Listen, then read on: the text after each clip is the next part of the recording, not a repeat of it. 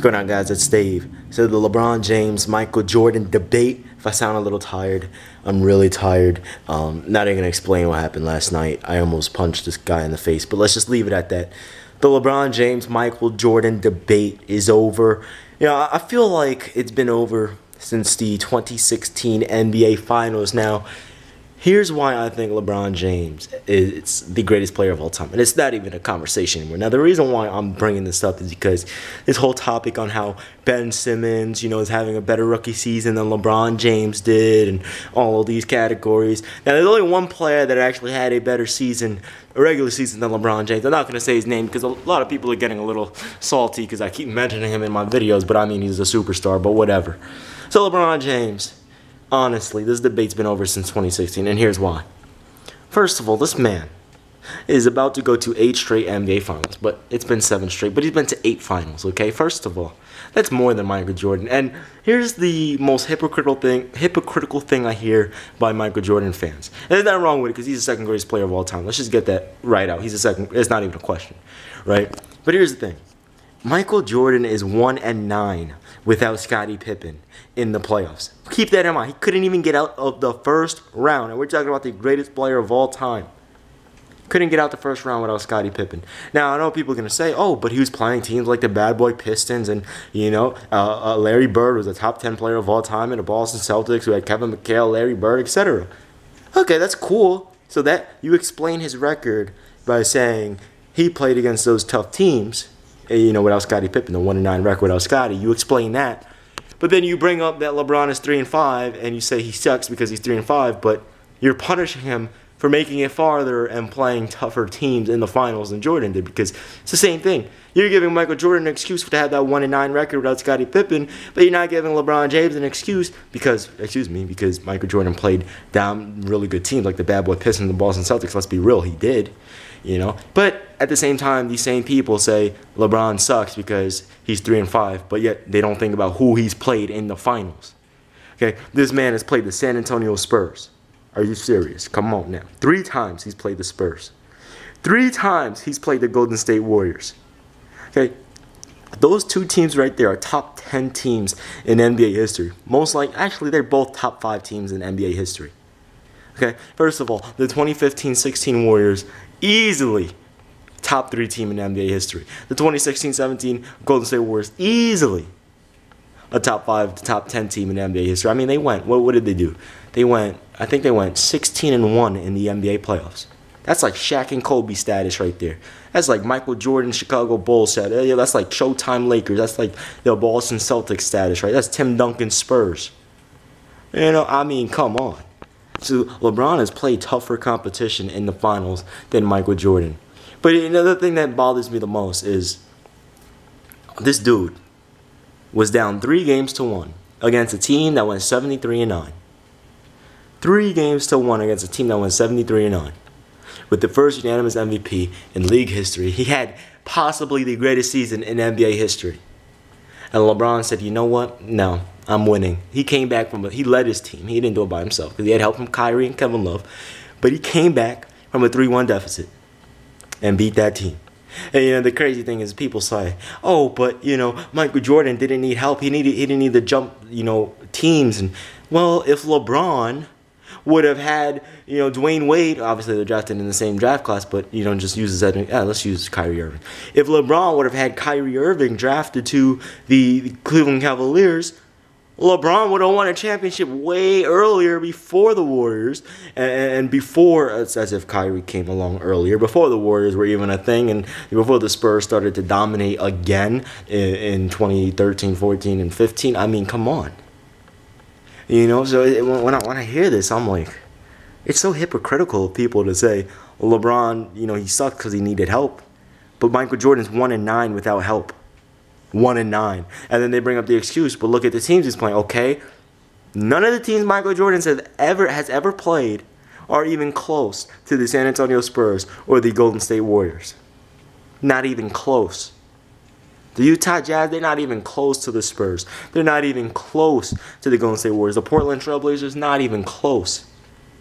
Magic Johnson out of his prime, who made Scottie Pippen switch on to him because Michael Jordan was getting into foul trouble trying to guard him. Not even close, because they didn't have Kareem at that time. Magic was slowing down. He was out of his prime. I think this was right before he got the virus, the HIV, or I don't remember exactly which one he has, but you know what I'm saying. So this whole debate, it ended in 2016. I'm sorry, it did. It ended in 2016, and it's not even close anymore, to be honest. It's simply just not even close. This man is about to turn 33 years old, and he's averaging 30 points per game, and he keeps getting better and better and better. By himself. I know people are going to say he wasn't by himself because Mo Williams was an all-star. Okay, but you have to do your studying and realize that he was only an all-star because Chris Bosh got injured on the Toronto Raptors, so Mo Williams filled in that spot. And they went 66-16. 66-16. Remember that. And I know people are going to say, oh, well, he had to have had help. No, not really. Anthony Parker, Mo Williams, Delonte West, Anton Jameson, Anderson Varejao, Arjunas Ilgauskas. I mean, some solid help like Big Z. My man Big Z was a pretty good player. A legend in Cleveland, but let's be real, he's not a Shaq. And now people are going to say, oh, well, he had Shaq in 09-10. Okay, Shaq was like, what, 18 years pro at this time and out of his prime. So, I mean, this whole debate, I'm sorry, but it's been over. And it's not even close. This man is 32 years old, only getting better. He's played the most minutes. And for people that say he's not clutch, oh my goodness. First of all, he has the most points in the fourth quarter of the season, the highest field goal percentage, and I'm pretty sure the most game-tying or game-winning shots this season in the fourth quarter. So if you want to say he's not clutch, you're out of your damn mind. This man, LeBron James, and again, I'm not knocking MJ because this dude, Michael Jordan, I mean, come on. Do we even have to go through it? 6 NBA Finals, 6 championships, 6 Finals MVPs. I mean, 5 MVPs. This dude, I mean, come on. We're talking about MJ here. He ain't MJ for no reason. Let's be real. The dude is an absolute monster. But the reality is, and I'm glad people are finally starting to wake up to this, is that LeBron James is just a better player. I hear Skip Bayless and Stephen A. Smith say, oh, LeBron's the better overall player. But, that heart, that mentality, that killer instinct. And I agree with them on that. That's something that LeBron lacks. And it's not that he lacks it, because he doesn't lack it when he plays by himself. And this is my biggest knock on LeBron. When he plays by himself, he doesn't have, he doesn't struggle. Again, 07, 25 straight points against the Detroit Pistons, game winner. Bam! One of the greatest performances in NBA history. Even, I think it was Mike Breen and Marv Albert were commentating that game, and they were saying, this is Jordan-esque. And this is LeBron, 4 years pro. Now, let's also talk about how Dwayne Wade had that. I mean, Finals MVP, NBA in 3 years. Come on. His third year, he won Finals MVP. D-Wade, baby. You're the man.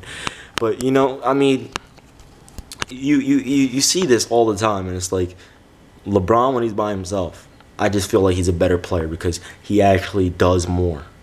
And I feel like if he were by himself the majority of his career, he may have less championships, but his stats and, people wouldn't question his killer instinct and stuff like that, because you can't take away 2011, what happened there. What happened, right?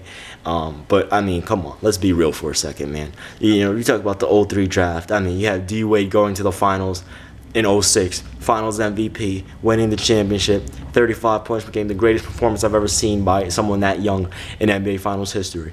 One of the greatest players of all time, top 20 without a doubt.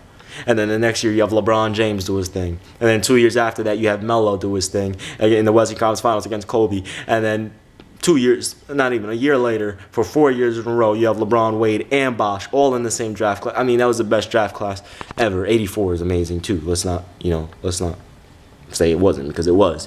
Karl Malone, MJ. But the thing is that if he's the better all-around player... Oh, let me get back to the point. I'm sorry, I'm all over the place. Again, I'm just really tired. But yeah, LeBron James, when he plays by himself, he has that killer mentality.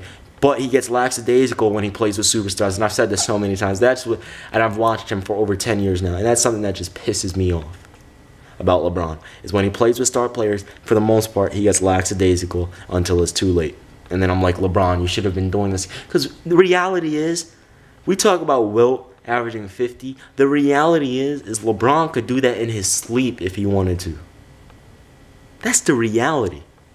He could do that in his sleep if he really wanted to.